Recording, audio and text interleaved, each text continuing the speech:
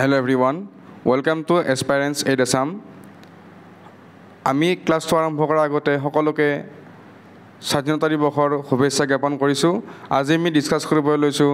Olympic 2024। ইয়াত আমি অলিম্পিকৰ লগত জড়িত সকলোবিলাক তথ্য লগতে কাৰেণ্ট এফেয়াৰ্ছ যিখিনি থাকিব কি ক'ত মেডেল পালে তাৰ উপৰিও আমাৰ যিখিনি জিকে পৰ্চনটো আমি ইয়াত সম্পূৰ্ণকৈ ডিছকাছ কৰিম, ঠিক আছে? কাৰণ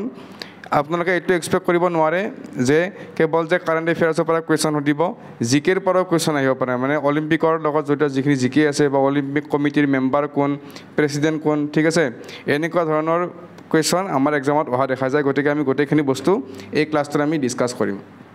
আমি ভালেকেইদিন আমাৰ মাজতে বন্ধ হৈ পৰিছিল আমাৰ ক্লাছবিলাক, কিয়নো আপোনালোকে গম পাইছিলে কেইদিনমান আগতে বানপানী হৈছিলে গুৱাহাটীত, আৰু এই বানপানীৰ সময়তে আমাৰ ষ্টুডিঅ'টো পানী সোমাই মেচিন অকণমান বেয়া হৈছিলে, যাৰ কাৰণে আমি অকণমান ৰৈ দিব লগা হ'ল। তাৰ কাৰণে আমি ক্ষমাৰ প্ৰাৰ্থী। কিন্তু আজিৰ পৰা আমি আকৌ আগৰ উদ্যমতে আপোনালোকে গম পায় যে আগৰ পৰা চাই আছে আমাৰ চেনেলটো, যে আগৰ উদ্যমেৰে আমি আকৌ ক্লাছবিলাক দিবলৈ চেষ্টা কৰি যাম, ঠিক আছে? পলম নকৰি আৰম্ভ কৰিছোঁ আজিৰ ছেশ্যনটো। এতিয়া পোনপ্ৰথমে আমি গম পাব লাগিব পেৰিছ অলিম্পিক 2024 এইটো এটা আছিলে আমাক এক্সামত কুৱেশ্যনত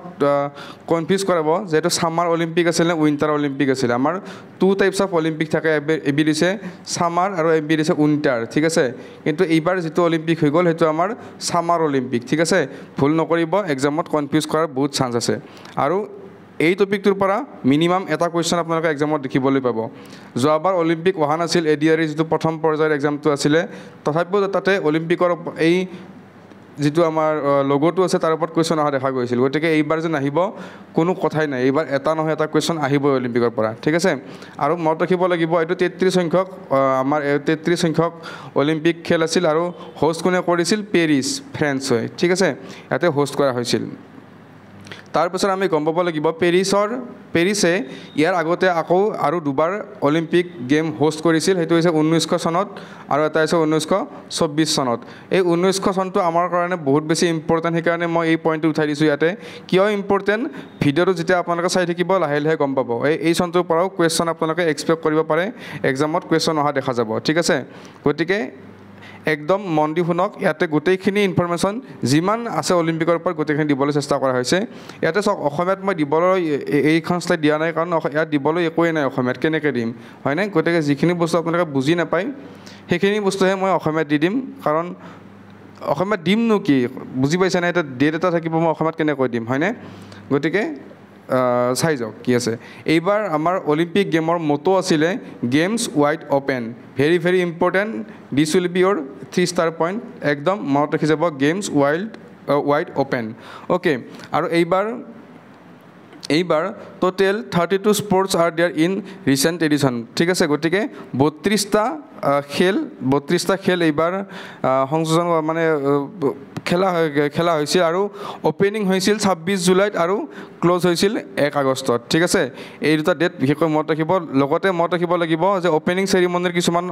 ডিটেইল তথ্য বা ক্ল'জিং চেৰিমনিৰ কিছুমান ডিটেইল তথ্য গম পাব লাগিব, যিটো আমি আগন্তুক শ্লাইডবিলাকত পঢ়িব চেষ্টা কৰিম, ঠিক আছে? চবতকৈ ইম্পৰ্টেণ্ট কথা, এইবাৰ মেস্কটটোক আমি কি বুলি কওঁ, ঠিক আছে? মেস্কটটোক আমি কওঁ অলিম্পিক ফ্ৰেগছ, ঠিক আছে? অলিম্পিক ফ্ৰেগ বা ফ্ৰিজিয়ান কেপ, এই দুটা নামে এক্সামত আহিব পাৰে, যিকোনো দুটা একেই হয় আল্টিমেটলি, কিন্তু দুটা নামেৰে এক্সামত কুৱেশ্যন সুধিব পাৰে। গতিকে দুটা বস্তু মনত ৰখাটো ইম্পৰ্টেণ্ট, কাৰণ আপোনালোকে এইটো মনত ৰাখি যাব কিন্তু এক্সামত আহিলে এইটো বুলি, গতিকে তেতিয়া মিছ হোৱাৰ চান্স থাকে, ঠিক আছে? গতিকে যিহেতু এক্সাম আহি পাইছে, সকলোকে চাকৰিলৈকে ৰিস্ক লোৱাৰ কোনো কুৱেশ্যনে আহিব নোৱাৰে। আৰু এই যিটো মেস্কটটো আছে, এই মেস্কটটোৱে আমাৰ ফ্ৰীডম আৰু লিবাৰ্টি মানে আমাৰ শ্ব' কৰে, ঠিক আছে? ফ্ৰীডম আৰু লিবাৰ্টি মনত ৰাখিব। তাৰপাছত আছে পেৰিছ অলিম্পিকৰ আমাৰ যিকেইখন কাউণ্ট্ৰিয়ে অংশগ্ৰহণ কৰিছিল তাৰ ভিতৰত প্ৰথম স্থানত আছিলে আমেৰিকা, যিখন কাউণ্ট্ৰিয়ে 40টা সোণৰ পদক জয় কৰিবলৈ সক্ষম হৈছিলে, 46টা ৰূপৰ পদক আৰু 42টা ব্ৰঞ্জৰ পদক জয় কৰিবলৈ সক্ষম হৈছিলে। ছেকেণ্ড পজিশ্যনত আছে চাইনা আৰু থাৰ্ড পজিশ্যনত আছে জাপান। এওঁলোকৰ কি মেডেল পাইছিলে মই লিখি কাৰণে দিয়া নাই, কাৰণ ইমানখিনি মুখস্থ কৰিব আপোনালোকৰ দিগদাৰ পাব, আৰু এক্সামৰ পাৰ্চপেক্টিভত ইম্পৰ্টেণ্টো নহয়। সুধিব যে USA সুধিব, কাৰণ USA সকলোতকৈ বেছিকৈ লাভ কৰিছিল, মনত ৰাখিব। আৰু ইণ্ডিয়াৰ ৰেংকটো এইবাৰ আছিল 71st, ইণ্ডিয়া আমাৰ ৭১ নম্বৰ স্থানত আছিলে গতিকে ভেৰি ভেৰি ইম্পৰ্টেণ্ট এইটো পইণ্টটো আপোনালোকক এক্সামত সুধি দিব পাৰে অ'কে তাৰপাছত আমি গম পাব লাগিব ইয়াতে মই ক'লোঁ ৭১ নম্বৰ ৰেংক লাভ কৰিবলৈ সক্ষম হৈছিলে খুবেই বেয়া ৰেংক আপোনালোকে জানে আমাৰ অলিম্পিকত পাৰফৰ্মেঞ্চ আগৰ পৰাই মানে বেয়া গতিকে ইয়াৰ শুধৰণি কৰাত বা ইয়াৰ ইম্প্ৰুভ কৰাৰ ভালেখিনি প্ৰয়োজনীয়তা আছে গতিকে এই ৰেংকটো ইম্প্ৰুভ কৰিব পাৰিলে আমাৰো ভাল লাগিব কাৰণ প্ৰত্যেক বছৰে আমি কিছুমান এনেকুৱা দেখিবলৈ পাওঁ এইবাৰতো বেছি বেয়াই লাগিলে ভিনেছ ফগাৰ্ডৰ যিটো চিটুৱেশ্যন হৈ গ'ল ফাইনেলি তো খুবেই এটা বেয়া লগা পৰিস্থিতি গতিকে আমাৰো মন যায় কেতিয়াবা যে আমিও ২-৩টা গ'ল্ড মেডেল লৈ যদি আমি অকণমান ফূৰ্তি কৰিব পাৰোঁ হয়নে গতিকে ইণ্ডিয়া এইবাৰ 6টা মেডেল লাভ কৰিবলৈ সক্ষম হৈছিলে তাৰে ভিতৰত সোণৰ পদক এটাও নাই খুবেই দুখ লগা কথা এটাহে মাত্ৰ চিলভাৰ পদক আৰু 5টা ব্ৰঞ্জৰ পদক আমি যদি চাওঁ যোৱাবাৰ যিটো অলিম্পিক হৈছিলে আমাৰ টকিঅ'ত যিটো অলিম্পিক হৈছিলে আমাৰ সেই অলিম্পিকত পাৰফৰ্মেঞ্চ ইয়াৰ কম্পেৰিজনত ভাল হৈছিলে য'ত আমাৰ নীৰজ চোপ্ৰাই এটা গ'ল্ড মেডেল লাভ কৰিবলৈ সক্ষম হৈছিলে প্লাছ 2টা চিলভাৰ মেডেল আৰু 4টা ব্ৰঞ্জ মেডেল টোটেল 7টা মেডেল লাভ কৰিবলৈ সক্ষম হৈছিলে এইটো মনত ৰাখিব এক্সামত সুধি দিব পাৰে কাৰণ এক্সামৰ লেভেলটো অকণমান হাই হ'ব পাৰে এইবাৰ টাফ বুলি মই নকওঁ অকণমান হাই হ'ব পাৰে গতিকে একদম মনত ৰাখিব যে যোৱাবাৰতকৈ এইবাৰৰ প্ৰদৰ্শনটো অকণমান ডাউন আছিলে বা ল' আছিলে যোৱাবাৰ আমাৰ এটা গ'ল্ড পাইছিলে আমি সকলোৱে জানো নীৰজ চোপ্ৰাই পাইছিলে 2টা চিলভাৰ আৰু 4টা ব্ৰঞ্জৰ পদক লাভ কৰিবলৈ সক্ষম হৈছিলে গতিকে ভেৰি ভেৰি ইম্পৰ্টেণ্ট মনত ৰাখি যাব এতিয়া আমি চাব যাওঁ কিছুমান জিকে ঠিক আছে জিকেৰ ক্ষেত্ৰত চাবলৈ গ'লে এইবাৰ যিটো অ'পেনিং চেৰিমনি হৈছিলে সেইটো আমাৰ অলিম্পিকৰ ইতিহাসত প্ৰথমবাৰৰ কাৰণে এনেকুৱা এটা হিষ্টৰিকেল এটা অ'পেনিং চেৰিমনি হৈছিলে কিয়নো প্ৰত্যেক বছৰে অলিম্পিকৰ অ'পেনিং চেৰিমনিখন এখন ষ্টেডিয়ামত পতা হয় আপোনালোকে জানে যি অ'পেনিং চেৰিমনিবিলাক পাইছে এখন ষ্টেডিয়ামত পতা হয় কিন্তু প্ৰথমবাৰৰ কাৰণে এইবাৰ ষ্টেডিয়ামত নাপাতি পেলাই এটা ৰিভাৰৰ ষ্টেটছত পতা হৈছে ঠিক আছে মনত ৰাখিব আৰু সেই ৰিভাৰটোৰ নাম আছিলে চেন ৰিভাৰ ঠিক আছে মনত ৰাখিব চেন ৰিভাৰত পতা হৈছিলে আৰু এইবাৰ আমাৰ যিটো অ'পেনিং চেৰিমনিৰ আমাৰ ইণ্ডিয়াৰ ফালৰ পৰা ফ্লেগ বেয়াৰাৰ কোন আছিলে PV সিন্ধু আৰু শৰৎ কমল ঠিক আছে এই দুগৰাকীৰ নামটো বিশেষকৈ মনত ৰাখিব 3 ষ্টাৰ পইণ্ট এনেকুৱা কুৱেশ্যন যিকোনো এক্সামতে আপোনালোকে দেখিবলৈ পাব পাৰে ঠিক আছে কাৰণ অকল এডিআৰএ নহয় অকণটোক আপোনালোকৰ SI এক্সাম আহি আছে ঠিক আছে SI এক্সাম আহি আছে নেক্সট APSC CC প্ৰিলিমছো আহিব ঠিক আছে গতিকে যিকোনো কুৱেশ্যনতে এনেকুৱা ধৰণৰ কুৱেশ্যন আমি দেখিবলৈ পাওঁ গতিকে মনত ৰাখিব যে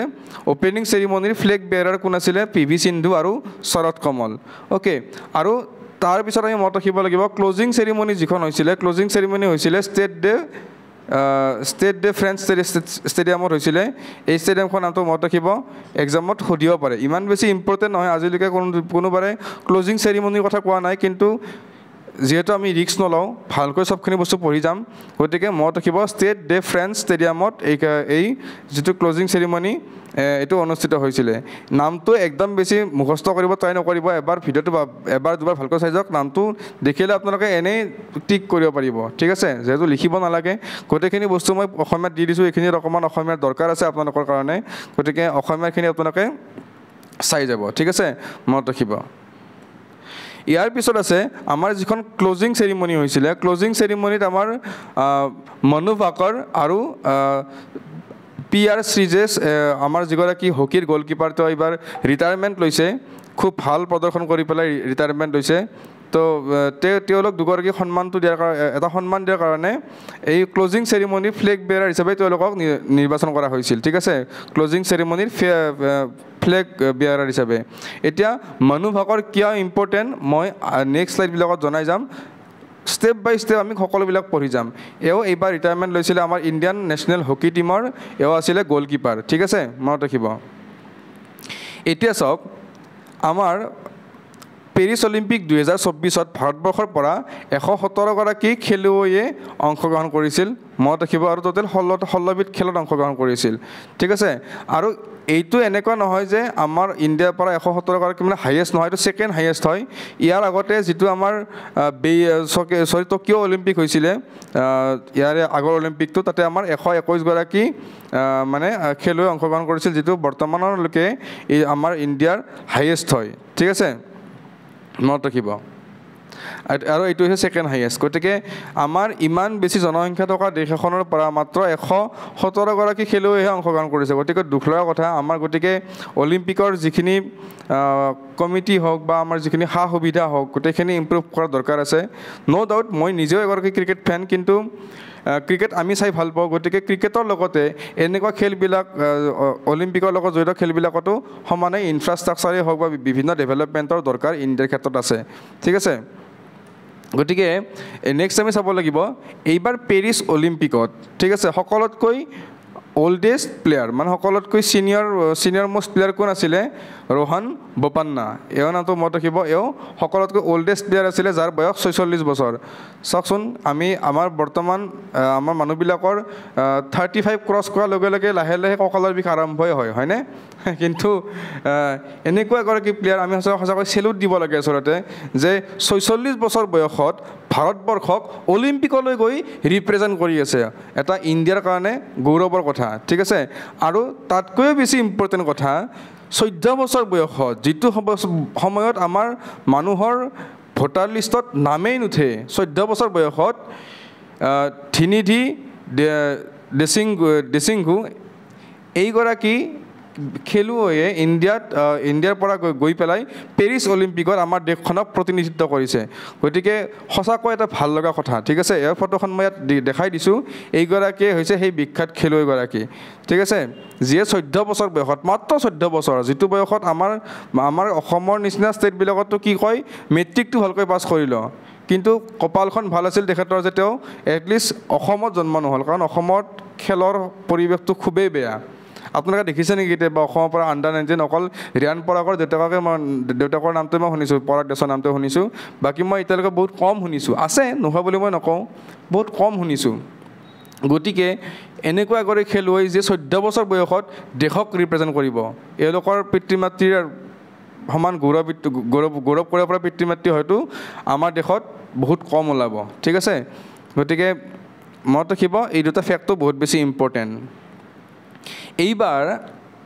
আমাৰ অলিম্পিক 2024-ত, ঠিক আছে, অলিম্পিক 2024-ত যিগৰাকীয়ে আমাৰ অলিম্পিক টৰ্চ ৰিলেত অংশগ্ৰহণ কৰিছিলে তেওঁৰ নামটো আছিলে অভিনৱ বিন্দ্ৰা। যিয়ে আমাৰ এই ক্লাছবিলাক চাইছে, যিয়ে মোটামুটি 90sত মানে জন্মগ্ৰহণ কৰিছে, তেওঁলোকে এওঁক ভালদৰে চিনি পায়। এওঁৰ ফটোখন গুগলত চাৰ্চ কৰিলে যিখন ফটো ওলাব পোনপ্ৰথমতে অলিম্পিক 2008 চনৰ অলিম্পিকৰ এওঁ গ'ল্ড মেডেলিষ্ট আছিলে। ঠিক আছে, বেইজিং অলিম্পিকত তেওঁ গ'ল্ড মেডেলিষ্ট আছিলে। গতিকে তেওঁ এইবাৰ আমাৰ অলিম্পিক টৰ্চ ৰিলেত অংশগ্ৰহণ কৰিছিল ভাৰতৰ ফালৰ পৰা। ঠিক আছে, তাৰ পাছত আমি চাব লাগিব Gagan Narang name chief de mission for Paris 2024। ঠিক আছে, এইগৰাকী খেলুৱৈ এওঁ শ্বুটিঙৰ লগত জড়িত। এওঁৰ নামটো মনত ৰাখিব, এওঁ শ্বুটিঙৰ লগতে জড়িত আৰু এওঁ শ্বুটিঙৰ লগতে জড়িত, কিন্তু এওঁ শ্বুটিঙৰ ৰাইফলৰ লগত জড়িত। ঠিক আছে, এয়াৰ পিষ্টল নহয়, ৰাইফলৰ লগত জড়িত। ঠিক আছে, এওঁ ৰাইফলৰ লগতে জড়িত। এওঁ এইবাৰ আমাৰ গোটেই টীমটোক যিয়ে ইনচাৰ্জ থাকিব, চিফ ডে মিছন মানে হৈছে, আমি চিম্পলি যদি আপোনালোকক বুজাই দিব লাগে তেতিয়াহ'লে আমি টীমৰ লগত যে এগৰাকী ইনচাৰ্জ যায়, যিয়ে গোটেইখিনি বস্তু পৰিচালনা কৰি থাকে, তাৰ দায়িত্বত আছিলে গগন নাৰং। অ'কে, এখেতৰ নামটো খুবেই বেছি ইম্পৰ্টেণ্ট এক্সাম পাৰ্চপেক্টিভত, গতিকে মনত ৰাখিব। মই কৈছোঁ নহয়, ডিটেইলছত এটাতকৈ এটা সৰু সৰু বস্তু আমি ইয়াত ডিছকাছ কৰিম। এতিয়া যদি অভিনৱ বিন্দ্ৰাৰ বিষয়ে আমি অকণমান পঢ়িবলৈ যাওঁ, তেওঁক অলিম্পিক অৰ্ডাৰ বঁটাৰে সন্মানিত কৰা হৈছিলে। এইটো আমাৰ অলিম্পিকৰ এটা হাইয়েষ্ট এৱাৰ্ড বুলি আমি কওঁ। ঠিক আছে, it is the highest award from the International Olympic Committee. ঠিক আছে, মই ক'লোঁ already, given to the individual for the outstanding contribution to the Olympic movement. Olympic খেলত আউটষ্টেণ্ডিং পাৰফৰ্মেঞ্চৰ কাৰণে মানে এই সন্মানটো দিয়া হয়। আৰু এওঁ আছিলে অভিনৱ বিন্দ্ৰা, এওঁ ভাৰতবৰ্ষৰ পৰা ফাৰ্ষ্ট গ'ল্ড মেডেলিষ্ট আছিলে। মনত ৰাখিব, ফাৰ্ষ্ট গ'ল্ড মেডেলিষ্ট আছিলে। ইয়াত লিখা আছে, he was the India's first individual Olympic gold medalist in men 10 metre air rifle event in Beijing Olympic 2028। Okay, মনত ৰাখিব, এই দিনটো আমাৰ এতিয়াও মনত আছে। তেতিয়া DD স্পৰ্টছত আমি এই খেলবিলাক চাইছিলোঁ। গতিকে আমাক দেউতাই মাতি আনি দেখাইছিল যে প্ৰথমবাৰৰ কাৰণে গ'ল্ড মেডেল পাইছে আৰু কোনোবা এটা ক্ষেত্ৰত মা দেউতাৰ সেইখিনি সহায় পাইছিলোঁ কাৰণে এওঁৰ নামটো বা এওঁৰ মুখখন আজিও মনত থাকি গ'ল তো আপোনালোককো মই কৈ দিছোঁ যিয়ে নাজানে তেওঁলোকে চাই লওক এওঁ আমাৰ ভাৰতবৰ্ষৰ প্ৰথমগৰাকী গ'ল্ড মেডেলিষ্ট আছিলে ইণ্ডিভিজুৱেল অলিম্পিক গ'ল্ড মেডেলিষ্ট অভিনৱ বিন্দ্ৰা ঠিক আছে আৰু এই এৱাৰ্ডটো পোৱা এওঁ প্ৰথম নহয় ইয়াৰ আগতে ইন্দিৰা গান্ধীয়েও এই এৱাৰ্ডটো পাইছিলে আৰু নেলছন মেণ্ডেলায়ো এই এৱাৰ্ডটো পাবলৈ সক্ষম হৈছিলে গোটেইখিনি বস্তু মই পুনৰ অসমীয়াত দি দিছোঁ আপোনালোকে স্ক্ৰীনশ্বট মাৰি যাওক বা যিয়ে ডেডিকেটেডলি নোট বনাই আছে লিখি যাওক ভিডিঅ'টো পজ কৰি ল'ব এতিয়া আমাৰ এইবাৰ পেৰিছ অলিম্পিকৰ যিকেইগৰাকী মেডেলিষ্ট আছে তেওঁলোকৰ বিষয়ে অকণমান জানিব লাগিব মানু ভাকাৰ এওঁ দুটাকৈ মেডেল লাভ কৰিবলৈ সক্ষম হৈছিলে এওঁ ইণ্ডিয়াৰ পৰা এনে এগৰাকী আমাৰ খেলুৱৈ যিয়ে এটা ছিজনত অলিম্পিকৰ এটা ছিজনত দুটাকৈ মেডেল লাভ কৰিবলৈ সক্ষম হৈছিলে আৰু দুটা মেডেল আছিলে ব্ৰঞ্জৰ ঠিক আছে তেওঁ প্ৰথম মেডেল লাভ কৰিছিলে শ্বুটিঙত ঠিক আছে ইভেণ্টটো মনত ৰাখিব ওমেন্স 10 মিটাৰ এয়াৰ পিষ্টল ঠিক আছে অভিনৱ বিন্দ্ৰা কিন্তু এয়াৰ পিষ্টল নাছিলে এয়াৰ ৰাইফল আছিলে এইবিলাক কনফিউজ নহ'ব পিষ্টল ৰাইফল বেলেগ বেলেগ বস্তু পিষ্টলটো হৈছে এখন হাতেৰে গুলিয়াই ৰাইফলটো হৈছে একদম গম পাই এইবিলাক আৰু মই বুজাই থাকিব নালাগে এওঁ ব্ৰঞ্জ মেডেল লাভ কৰিবলৈ সক্ষম হৈছিলে তাৰপিছত দ্বিতীয়বাৰৰ কাৰণে এইটো ছিজনতে তেওঁ সৰবজিৎ সিঙৰ লগত মিক্স ডাবলত তেওঁ 10 মিটাৰ এয়াৰ পিষ্টলত ব্ৰঞ্জ মেডেল লাভ কৰিবলৈ সক্ষম হৈছিলে ইয়াতে মই সৰবজিৎ সিঙৰ ফটোখনো লগাই দিছোঁ ঠিক আছে আপোনালোকে চাই ল'ব ফটোবিলাক মই এইকাৰণে লগাই দিছোঁ যে মনত ৰাখিব সুবিধা হয় মানুহকেইগৰাকীক ঠিক আছে তাৰপিছত আহিব স্বপ্নীল কুশালে এওঁ লাভ কৰিছিলে শ্বুটিঙতে লাভ কৰিছিলে আমাৰ শ্বুটিঙত আগৰ পৰাই আমাৰ মানে কি ইণ্ডিয়াৰ প্লেয়াৰবিলাকৰ পাৰফৰ্মেঞ্চ ভাল এওঁ মেন্স 50 মিটাৰ 3 পজিশ্যন এই ইভেণ্টটোত ব্ৰঞ্জ মেডেল লাভ কৰিবলৈ সক্ষম হৈছিলে ঠিক আছে মনত ৰাখিব আৰু এইটো কেটেগৰীত ব্ৰঞ্জ মেডেল লাভ কৰা বা মেডেল লাভ কৰা এওঁই প্ৰথম ঠিক আছে মেডেল লাভ কৰা এওঁই প্ৰথম তাৰপাছত আমি গম পাব লাগিব ইণ্ডিয়ান হকী টীম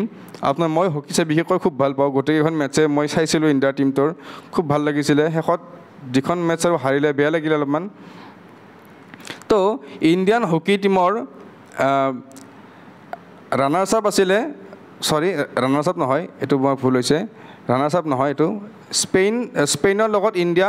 জয়ী হৈছিলে স্পেইনক হৰুৱাইছিলে 2-1 গলত ঠিক আছে স্পেইনক হৰুৱাইছিলে 2-1 গলত ঠিক আছে আৰু কেপ্টেইন আছিলে Harmanpreet Singh very very important goalkeeper আছিলে PR শ্ৰীজেশ এওঁ কেৰেলাৰ পৰা বিলং কৰে আৰু এওঁ এইবাৰ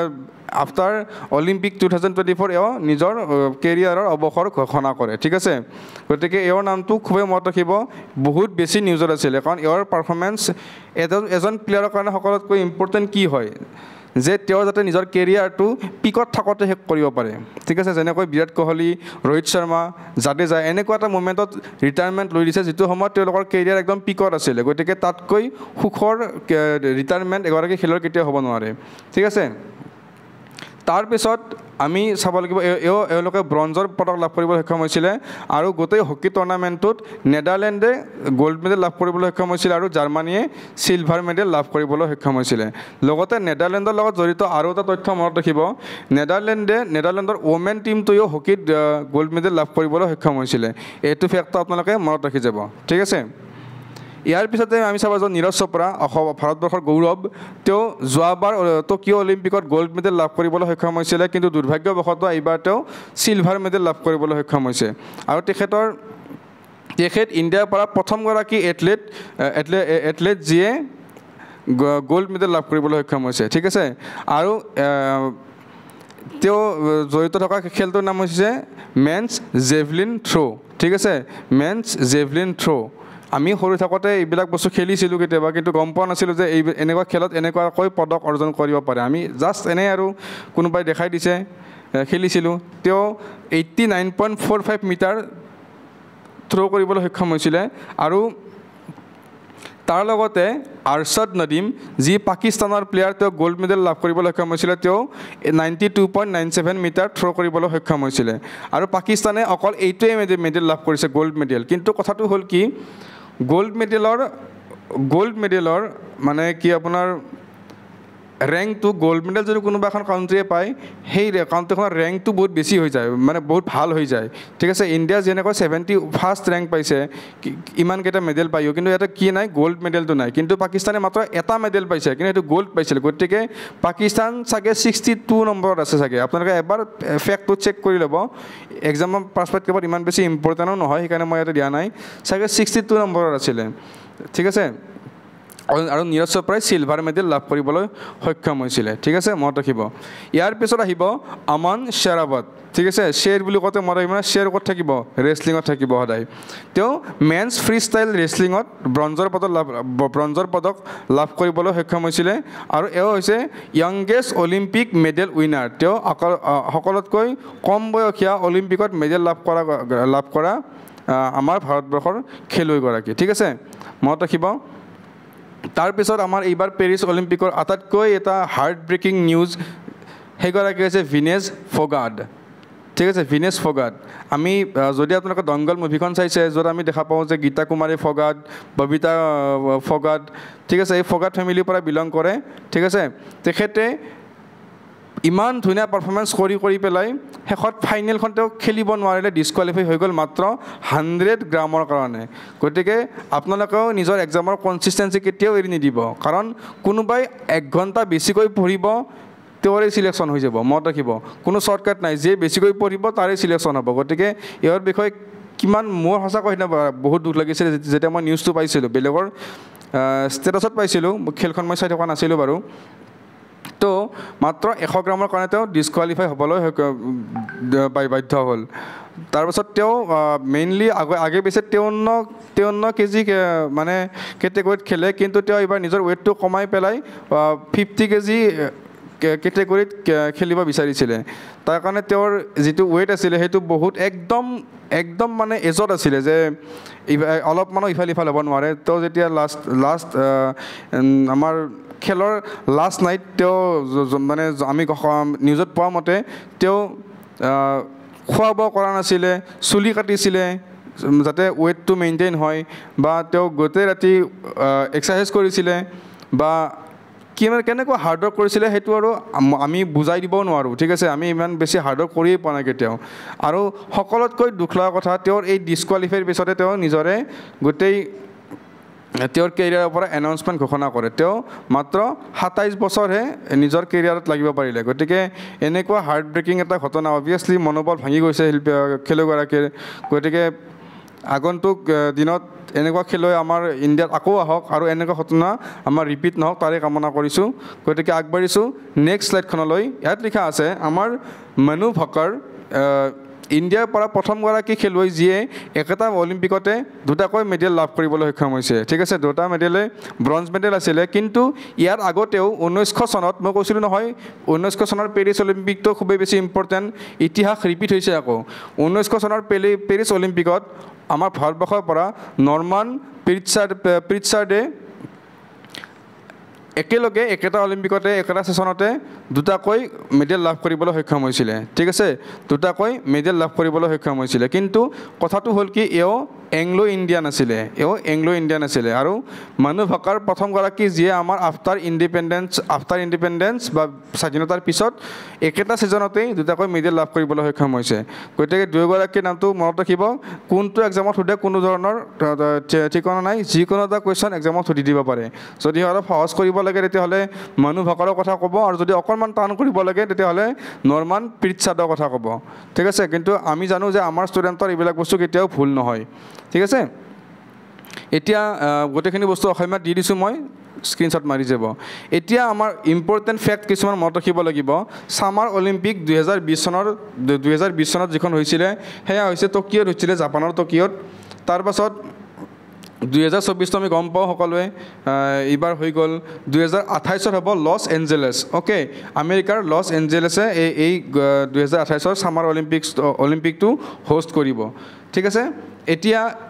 এটা ভাল খবৰো আছিলে যে বিৰাট কোহলিৰ এটা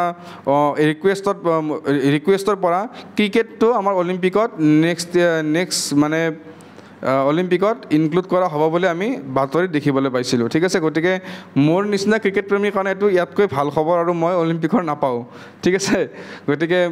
আগবাঢ়িছোঁ নেক্সট আছে মই কৈছিলোঁ অলিম্পিক দুই ধৰণৰ হয় এবিধ হৈছে ছামাৰ অলিম্পিক্স এবিধ হৈছে উইণ্টাৰ অলিম্পিক্স ইণ্ডিয়াই মেইনলি ছামাৰ অলিম্পিকতে অংশগ্ৰহণ কৰে আৰু উইণ্টাৰ অলিম্পিক 2022 চনত হৈ গৈছিলে বেইজিঙত হৈ গৈছিলে চাইনাৰ 2026 চনত মিলানো কৰ্টিনাত হ'ব ইটালীৰ আৰু 2030 চনত ফ্ৰান্সত হ'ব ঠিক আছে গতিকে এইবাৰ উইণ্টাৰ অলিম্পিক্সৰ কথাও সুধি দিব পাৰে যদি অকণমান কুৱেশ্যনবিলাক টান কৰিব ইচ্ছা কৰে গতিকে এইবিলাক বস্তু মিছ নকৰিব তাৰপিছত আমি গম পাব লাগিব ছামাৰ পেৰালিম্পিক্স অলিম্পিক আমি গম পালোঁ ইয়াৰ পেৰালিম্পিকটো কি বস্তু পেৰালিম্পিকটো এটা এনেকুৱা বস্তু যিবিলাক আমাৰ ফিজিকেলি হেণ্ডিকেপ মানুহ বা ফিজিকেলি ডিচেবল মানুহ তেওঁলোকৰ কাৰণে অনুষ্ঠিত কৰা এটা অলিম্পিক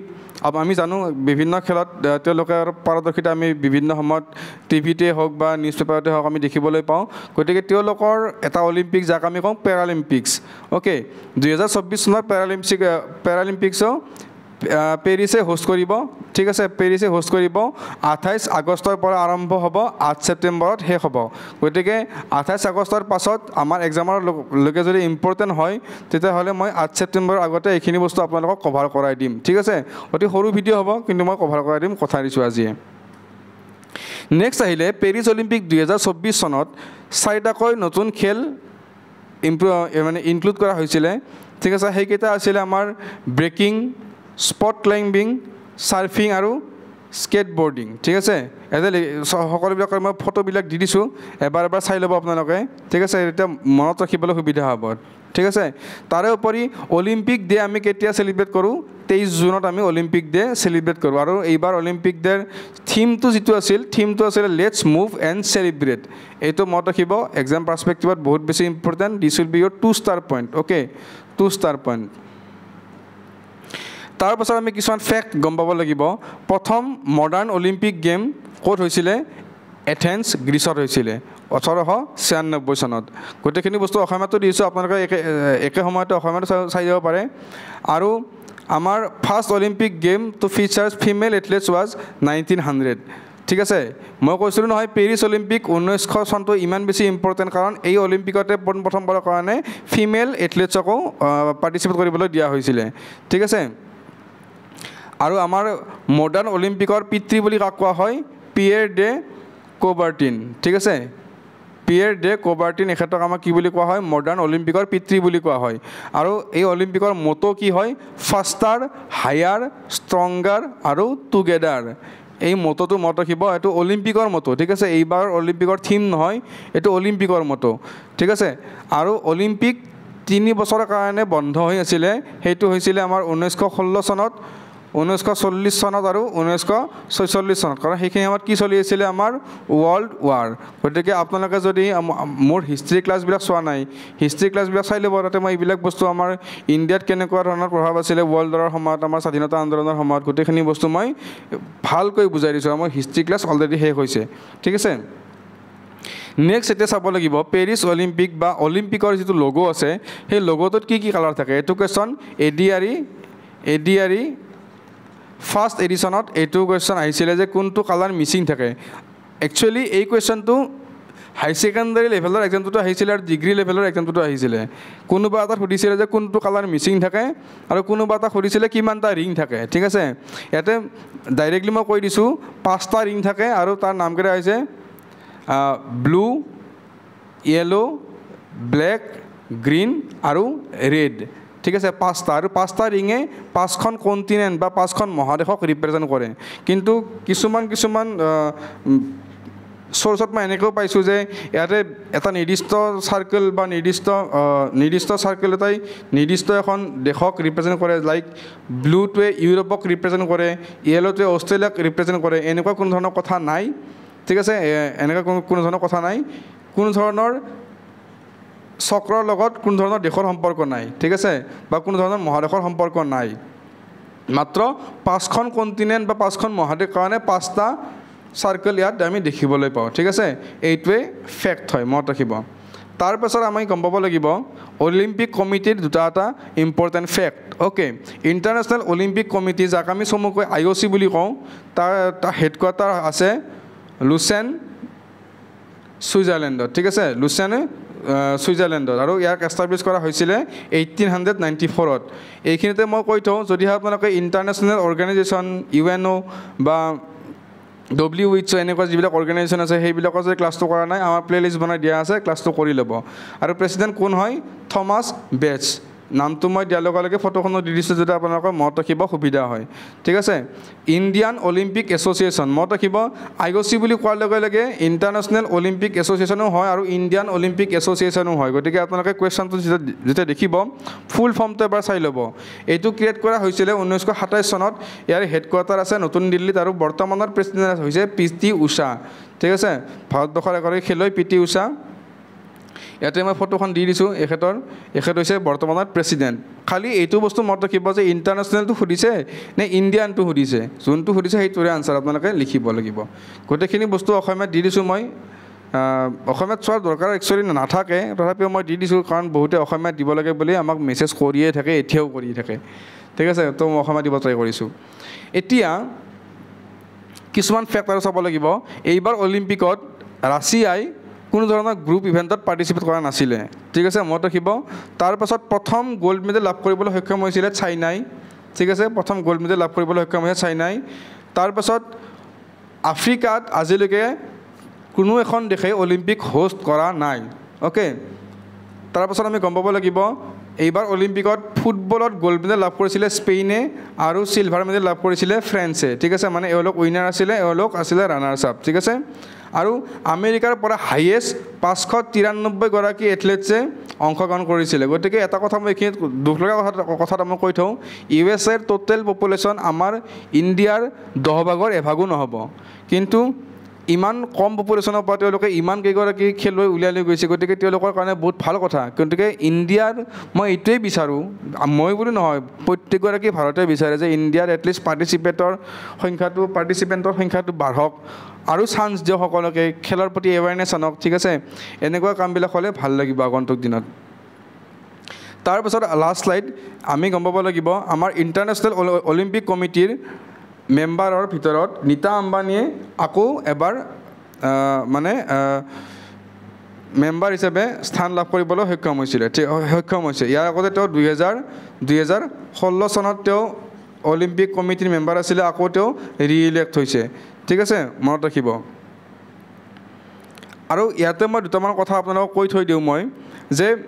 জেভলিন থ্ৰ'ত আমি গ'ল্ডটো গম পালোঁ পাকিস্তানৰ পৰা আছিলে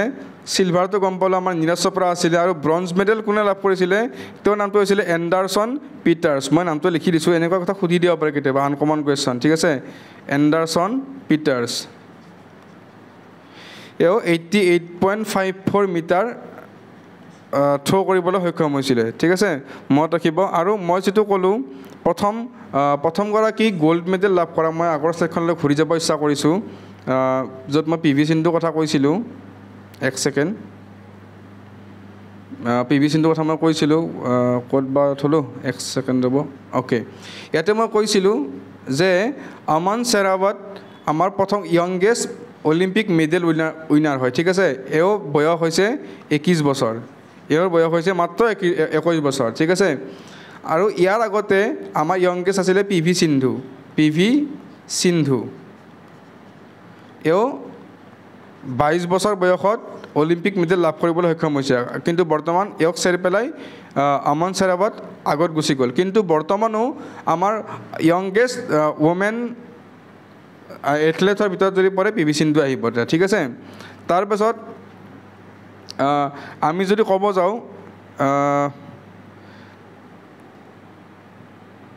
এক ছেকেণ্ড মই শ্লাইডখন অকণমান ঠিক কৰি লৈছোঁ আপোনালোকে চাই ল'ব